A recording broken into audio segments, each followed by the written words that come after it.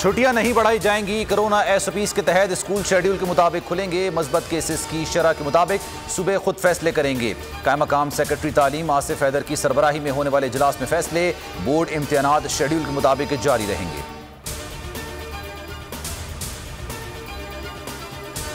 कराची में कोरोना बेकाबू। मस्बत केसेस की शरह 3% से बढ़ गई है। सरकारी और निजी अस्पतालों में जगह का मुल्क भर में शरह 7.8% है। 24 घंटों में मुल्क में मजीद 44 अफराद वबा का शिकार। 2 माह बाद वायरस के 4000 से जायद केसेस रिपोर्ट हुए। असद उमर कहते हैं गुज़िश्ता रोज 7,78,000 अफराद को वैक्सीन लगाई गई। आइंदा दिनों में यौमिया 10 लाख से जायद वैक्सीनेशन का हदफ अबूर करेंगे।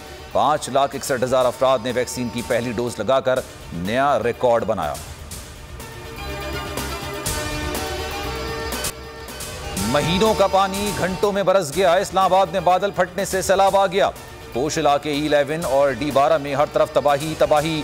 रेला गाड़ियों को बहा ले गया। शहरी जिंदगी मुअत्तल। माँ बेटा जान भाग। पानी घरों और प्लाजों की बेसमेंट तक में दाखिल हो गया। लोग छतों पर पनाह लेने पर मजबूर हो गए। 3 घंटों में 334 मिलीमीटर बारिश रिकॉर्ड की गई। नालालाई में तोगयानी सतह 21 फीट बुलंद हो गई।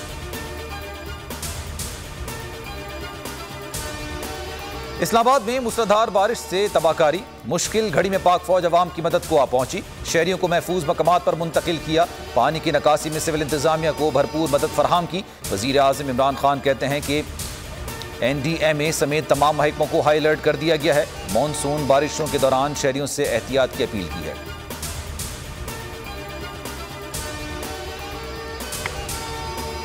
दासू हमला और जौहर टाउन धमाके की कड़ियां मिलने लगी। दोनों हमलों की टीम का ताल्लुक भारतीय खुफिया एजेंसी रॉ से साबित हो रहा है। लाहौर से 2 मुश्तबा अफराद जेर हिरासत। सगे भाइयों का ताल्लुक कोयटा से है। 15 सालों से डिफेंस में रिहाइश पजीर थे। दासू हमले में इस्तेमाल होने वाली गाड़ी लाहौर में मकीम शख्स की मिल्कियत थी।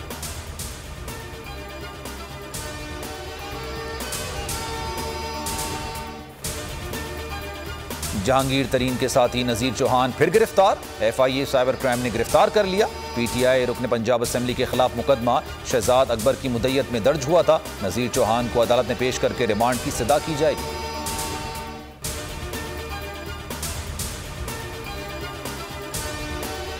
आज़ाद कश्मीर इलेक्शन में शिकस्त क्यों हुई? नवाज शरीफ और शहबाज शरीफ में राब्ता। धांधली, पार्टी पॉलिसी और बयानी पर गुफ्तगू हुई। शहबाज शरीफ ने आज़ाद कश्मीर हुकूमत की कारकर्दगी पर तहफ़्फ़ुज़ात का इजहार किया। अपोजिशन लीडर ने राजा फारूक हैदर से धांधली के शवाहिद मांग लिए। कहा ठोस सबूतों के बगैर एहतजाज और धरने की तरफ जाना बेकार होगा।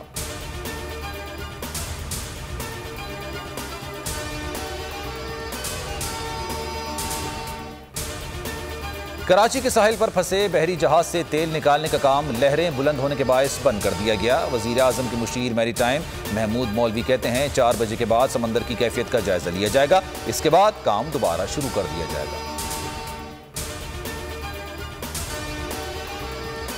और अफगानिस्तान में क़याम अमन के लिए खत्ते के ममालिक की कोशिशें तेज। तालिबान वफ्द मुज़ाकरात के लिए चीन पहुंच गया। चीनी वज़ीर ख़ारजा से मुलाकात की। वोंग जी का कहना है कि तालिबान अहम फौजी और सियासी क़ुव्वत हैं। अमन मुफ़ाहमत में उनका किरदार मरकज़ियत का हामिल है। तालिबान ने यकीन दिलाया कि अफगान सरज़मीन किसी दूसरे मुल्क के खिलाफ इस्तेमाल नहीं की जाएगी।